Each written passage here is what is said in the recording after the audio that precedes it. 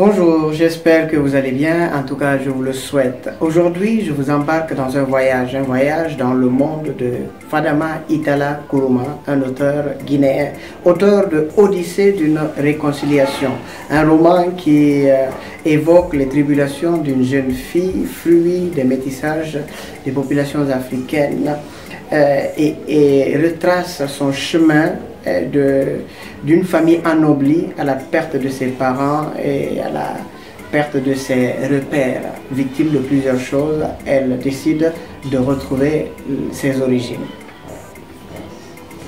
Moussa avait franchi la frontière pour refaire son destin. Son choix n'avait pas été difficile. Il n'avait pas fondé de famille propre, il était donc célibataire. Aucune attache au village ne pouvait le retenir, même pas son désir ardent d'épouser Nastou, la pulpeuse frondeuse qu'il avait pourtant choisie pendant la cérémonie rituelle d'endurance amoureuse, au cours de laquelle, chaque saison de traite, les jeunes filles de la même génération nouaient le mouchoir au cou de l'élu de leur cœur.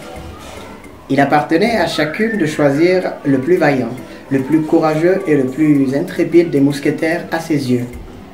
À ce titre, le futur fiancé devait prouver sa bravoure dans les domaines agricoles de ses beaux-parents, auxquels désormais il est inconditionnellement attaché.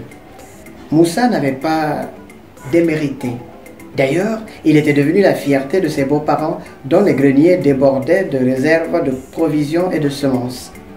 Il n'éprouvait aucune crainte de la soudure, ni de la disette cyclique qui appauvrissait durement les villageois. Cependant, l'ambition de lendemain heureux fourmillait constamment les pensées troubles de Moussa. Il était tenaillé par une irrésistible envie d'exil, surtout que les nouvelles alléchantes de gains rapides qui circulaient dans les contrées faisaient miroiter un train de vie mirifique au futur candidat à l'exode. Cette randonnée valait la courtoisie de tous les bras valides. Heureusement, elle ne constituait pas une sinécure. Certains y avaient contracté des maladies bizarres, parfois incurables. La peur du dépeuplement hantait les esprits et cela rappelait un peu les grandes endemies de l'époque coloniale. Nonobstant ces obstacles, les devins entrevoyaient un chemin pavé, dépourvu de sinuosité pour Moussa, une étoile de gloire. Nastou avait vite compris que ni ses appâts, ni le charme sensuel et séduisant de sa poitrine proéminente, de ses volumineuses mamelles qui remplissaient à souhait un corsage dépourvu de soutien-gorge, balcon charmeur, ne pouvaient retenir l'homme de ses rêves. En d'autres circonstances, elle ne pouvait abandonner une proie fraîche lorsqu'on a le ventre au talon. Mais quand la décision est prise par un homme d'aller au gré du vent, les instincts sont insensibles à la plus bestiale envie amoureuse, fût-elle celle d'une jeune fille épanouie qui ramollit les muscles endoloris du laboureur dont la journée a été ponctuée d'une rude labeur dans la tiédeur d'une nuit d'hivernage. Connaissant l'intransigeance de son homme pour Nastou, sa consolation résidait dans l'espoir hypothétique de le rejoindre un jour lorsqu'il aura édifié fortune. Ô espoir, si tu n'existais pas, les âmes en peine se seraient assises à un carrefour pour attendre la mort. Moussa était arrivé à la destination prévue. Une bourgade ou une unité industrielle de traitement du bois avait été installée après un accord à l'amiable conclu entre le consortium et les populations d'accueil sous l'arbitrage des autorités administratives. Précédé par certains de ses compagnons de village, il n'eut pas de difficulté d'embauche grâce à leur aide.